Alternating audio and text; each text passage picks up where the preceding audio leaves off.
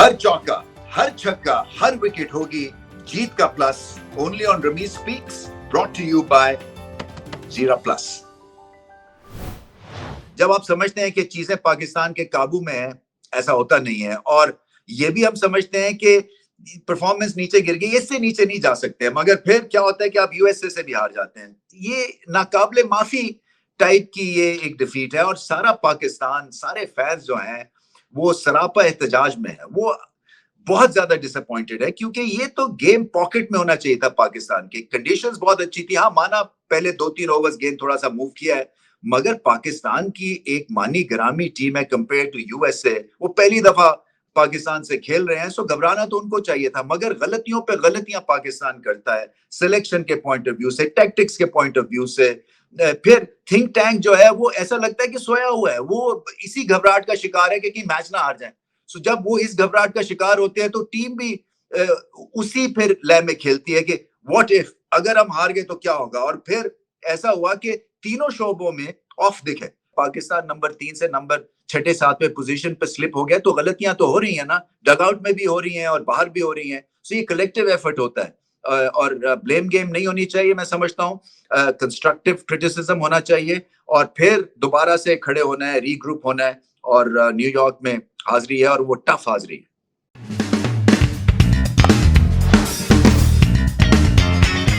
चले अब चलते हैं plus moment of the match की तरफ। मेरी किताब में मेरे हिसाब से बहुत अच्छी बॉलिंग की और जो सुपर ओवर किया वो लाजवाब किया। सौरभ नटरावलकर, नाम थोड़ा सा मुश्किल है मगर काम बहुत बड़े हैं और काम बड़ा आसान था इनका, क्योंकि इन्होंने कोई चालाकी करने की कोशिश नहीं की। वाइड एंगल के ऊपर कहा कि आप मुझे छक्का मार के दिखाएं, मैं आपको मानूंगा। और फिर वही बात हुई कि वो उसके against the angle Sidhi hit मारने की कोशिश की।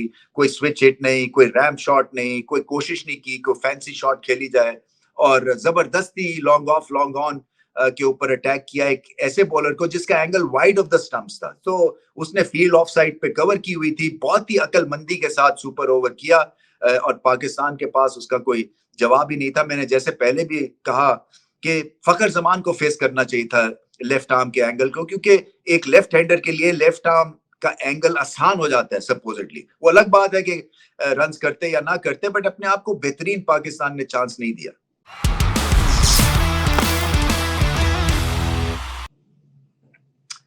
स्ट्रॉन्ग ब्लेंड ऑफ लिप्टन, क्योंकि चाय चाहिए और स्ट्रॉन्ग चाहिए।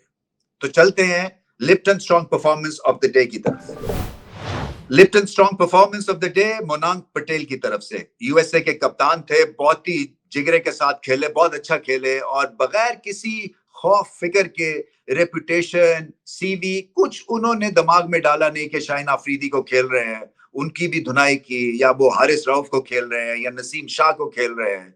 किसी की परवाह उन्होंने नहीं की और बहुत ही आला बैटिंग की उन्होंने, क्योंकि टेक्निकल एतबार से भी अच्छी थी। और उन्होंने क्या अच्छा किया, वो जो 50 किया उसमें फिर उन्होंने मिडिल ऑर्डर को ज्यादा एक्सपोज नहीं होने दिया, क्योंकि वो पार्टनरशिप से क्या हुआ कि पाकिस्तान पे प्रेशर पड़ता रहा और जब ये आउट हुए तब तक मुकाबला ऑलमोस्ट पाकिस्तान के हाथ से एक तरह से निकल गया था। कहीं ये जल्दी आउट हो जाते और मिडिल ऑर्डर एक्सपोज हो जाता तो पाकिस्तान ने मैच पे और अपनी गिरफ्त पक्की कर लेनी थी। सो फ्रॉम टेक्निकल, टैक्टिकल और from quality point of view बहुत ही जबरदस्त और स्ट्रॉन्ग परफॉर्मेंस थी। JS bank gold moment of the match की तरफ चलते हैं।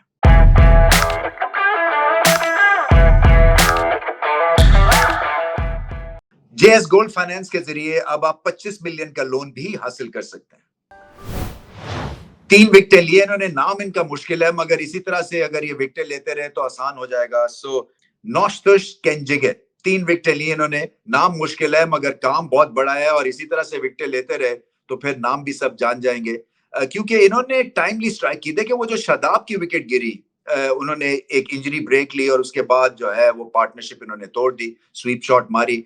बाय द वे यूएसए की फील्डिंग का मैंने जिक्र नहीं किया, लाजवाब कैचेस, लाजवाब फील्डिंग, ग्राउंड फील्डिंग भी, कैचिंग भी, कुछ मिस नहीं किया। वो जो सुपर ओवर में कैच किया लॉन्ग ऑफ पे, डाइविंग कैच इफ्तिखार का, वो भी बहुत ही आला कैच था। और स्लिप में आपने देखा ही रिजवान को जिस तरह से वो कैच आउट किया। तो ओवरऑल बहुत बड़े एक परफॉर्मेंस दिखी हमने, बहुत ही मोतबिर किस्म की ये परफॉर्मेंस थी और ऐसे लगा जैसे पाकिस्तान मिनो है और यूएसए वर्ल्ड चैंपियन है।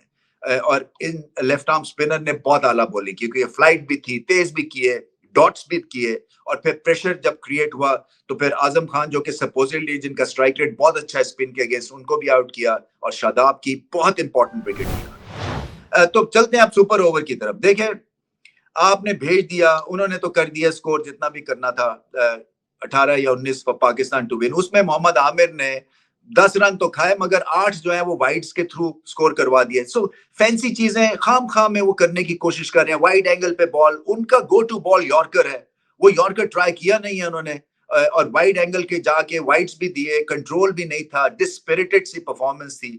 फील्ड में कोई ऐसा दिख नहीं रहा था कि पाकिस्तान जो है वो 100% फाइट कर रहे हैं कि ये मैच हमने जीतना है, जैसे कि खुद ही चीजें ठीक हो जाएंगी। सो कभी होता नहीं है वर्ल्ड कप में, दूसरी टीम तैयारी करके आई हुई है, और आप देख सकते थे कि उनकी बॉडी लैंग्वेज स्ट्रांग थी यूएसए की, उनकी परफॉर्मेंस पाकिस्तान से बहुत बेहतर थी, टैक्टिक्स बहुत बेहतर थे।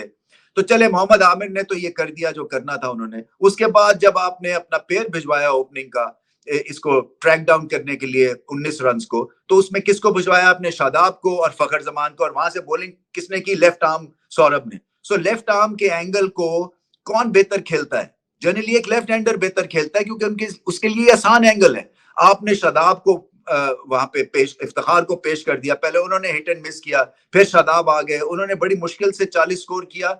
इसका ये मतलब नहीं है कि वो फॉर्म में है या क्रंच मोमेंट पे जाके वो आप चौके छक्के लगा लेंगे, क्योंकि हमारे पास फैंसी शॉट्स ही नहीं है। ना हमने स्विच हिट का इस्तेमाल किया, ना कोई रिवर्स फ्लिक की, ना कोई रैम्प शॉट उस लेफ्ट आर्मर के अगेंस्ट हमने ट्राई किया, और वो फखर जमान जो है वो नॉन स्ट्राइकर एंड पे ही रह गए।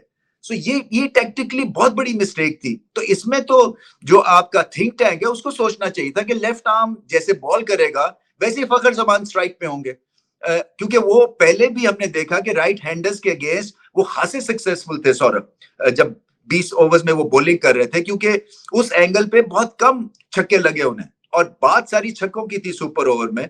सो यहाँ पे गलत, फिर जैसे मैंने कहा कि सिलेक्शन पे मार पड़ रही है, फिर नाम से आप जो है वो आउट नहीं कर सकते हैं आप टीम्स को, जब तक गेंद को स्विंग नहीं करेंगे। पाकिस्तान ने ऑल आउट फास्ट बॉलिंग खिलाए अपने 4 फास्ट बॉलर्स, मगर आप देख लेना मोमेंट्स के ऊपर चौका भी लगा, मोमेंट्स के ऊपर छक्के भी लगे, उन्होंने परवाह नहीं की। यूएसए की बॉडी लैंग्वेज, एक्सिक्यूशन लाजवाब थी।